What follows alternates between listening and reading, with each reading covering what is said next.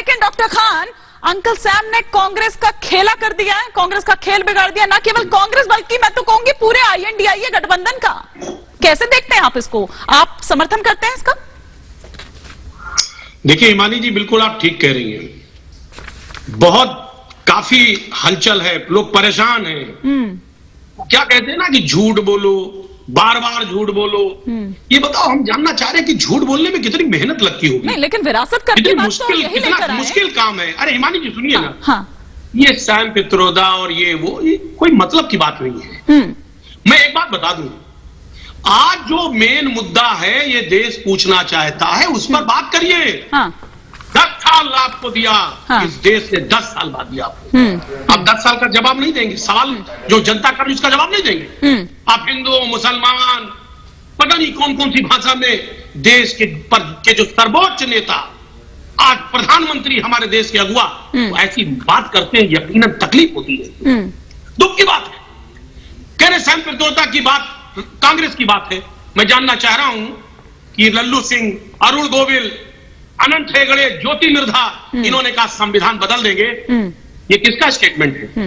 ये बीजेपी का statement? Doctor Khan, पहले मुद्दे पर आइए ना, पहले उस पर आइए, फिर उस पर भी आएंगे। गोवा वाले अपने कांग्रेस के कैंडिडेट का भी बता दीजिए, जो कह रहा है हिंदुस्तान में से अलग होंगे हम।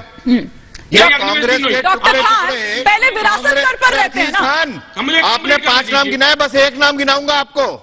वो गोवा का कांग्रेस का कैंडिडेट कहता है हम हिंदुस्तान के साथ नहीं रहेंगे, हिंदुस्तान का संविधान हमारे ऊपर थोप दिया गया है। आज भी 2024 में कह रहे हैं। जवाब दो।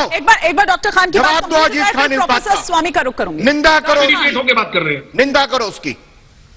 मुझे बात रखने दीजिए। आप नोट अरे बात करो तो करो ना। ठीक है। जो कह रहा है मेरे ऊपर संविधान थोप दिया कांग्रेस का आदमी, जवाब दो उसका। 1 मिनट। अब हिमानी जी, मैं एंकर आप हैं, मैं आपको जवाब दे रहा हूं। मैं पर्सनल किसी और एंकर को जवाब नहीं दूंगा। मेरी बात सुन लीजिए। कोई और एंकर है भी नहीं सर। जब जवाब नहीं होता तो ये आ जाओ। कोई और एंकर है भी नहीं। हाँ, कि हमारे मैनिफेस्टो में ऐसी कोई बात नहीं है।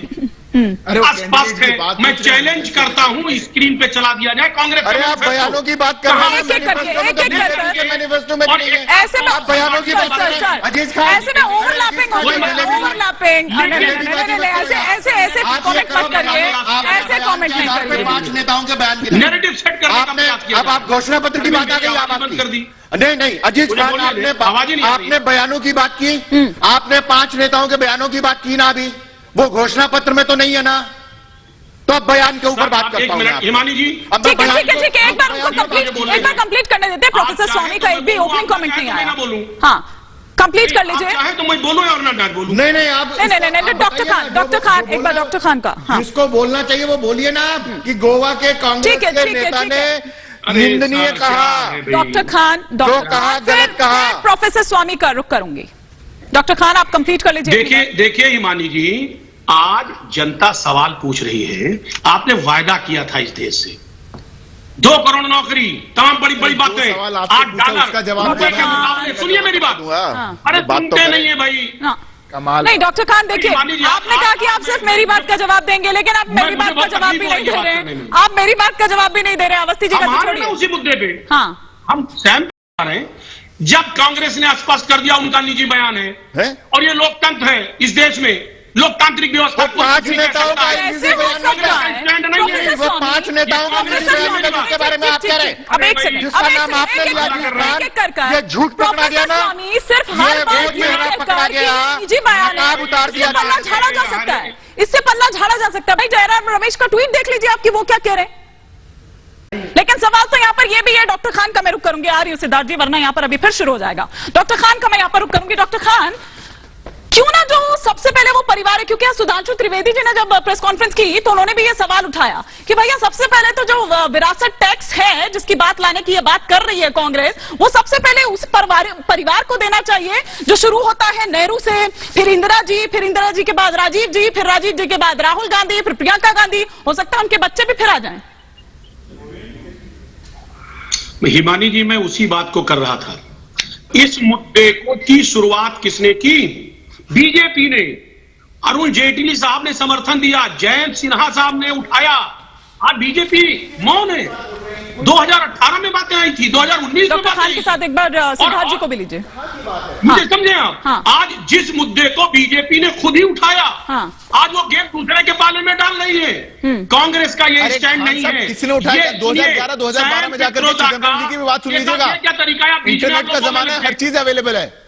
अभी अजीब आदमी है भाई, क्या मतलब है? क्या ईमानी जी क्या डिबेट करा रही है? हाँ ठीक है, ठीक है, मुझे बोलने दे। हाँ आप अपनी बात कंप्लीट कर लीजिए। देखिए, ठीक मैं है। कह रहा हूँ, हाँ। सैम पित्रेदा का ये निजी बयान है और आदमी लोकतांत्रिक व्यवस्था कोई निजी बयान क्या होता है सर? लेकिन सुनिए मेरी बात, लेकिन जो कांग्रेस का सर्वे का इशू आया है, वो सर्वे में ये बताइए ईडब्ल्यूएस क्या है? ईडब्ल्यूएस को जरा एक्सप्लेन किया जाए। ईडब्ल्यूएस का मतलब इकोनॉमिक वीकर सेक्शन। तो इकोनॉमिक वीकर सेक्शन कैसे पता चलेगा? इस देश में कैसे पता चलेगा कौन इकोनॉमिकली वीक है? जब तक सर्वे नहीं होगा, जातीय जनगणना नहीं होगा, हाँ। लोगों के बारे में अच्छा, जानकारी नहीं एक बार आपकी बात पर सिद्धार्थ जी कुछ रिएक्ट करना चाह रहे हैं। एक सेकंड डॉक्टर खान, ठीक है, एक पॉइंट वाइज चलते हैं। सिद्धार्थ जी, डॉक्टर खान सेम क्वेश्चन आपसे। डॉक्टर खान सेम क्वेश्चन आपसे। स्टूडियो का ऑडियो डाउन कर दीजिए। जो सवाल पर जवाब नहीं देगा मैं उसका ऑडियो ऑन एयर नहीं कर सकती। देखिए हिमानी जी 15 लाख करोड़ रुपए मित्र लोग लेकर विदेश में चले गए। सवाल इस बात का है कि माननीय मोदी जी ने कहा था कि जो बाहर पैसा लेकर गए हैं, ये जो काला धन बाहर है, उसको लाएंगे, हम देश के गरीबों को बांटेंगे। उस पर आप बात नहीं करेगी। आप ईडब्ल्यूएस पे बात कर रही हैं, ईडब्ल्यूएस पे बात कर रही हैं। आप जातीय जनगणना पे बीजेपी सुनना नहीं चाहती है, वो नहीं चाह रही ईडब्ल्यूएस की बात हो, इकोनॉमिकली वीकर सेक्शन की। वो वीकर से उसको मतलब ही नहीं है। उसको दलित शोषित वंचित समाज से कोई लेना देना नहीं है। जब दलित शोषित वंचित समाज की बात आती है तो बीजेपी नैरेटिव गढ़ने लगती है, हिंदू मुसलमान की बात करने लगती है, वो जवाब नहीं देना चाहती है। मैं जानना चाह रहा हूं, आप किसानों की बात क्यों नहीं कर रही बीजेपी? किसानों की बात क्यों नहीं कर रही है? किसान प्रदर्शन कर रहा है, अपनी मांग रहा है, सब उसमें लाठियां भांज रहे हैं, आप पानी बरसा रहे हैं, उसकी बात क्यों नहीं कर रहे हैं? आप खत्री समाज को अपमानित किया गया, उसकी बात आप क्यों नहीं कर रहे हैं? मुद्दों से ध्यान भटकाने के लिए आप चुनाव को फिर दूसरे चरण आते आते तक हिंदू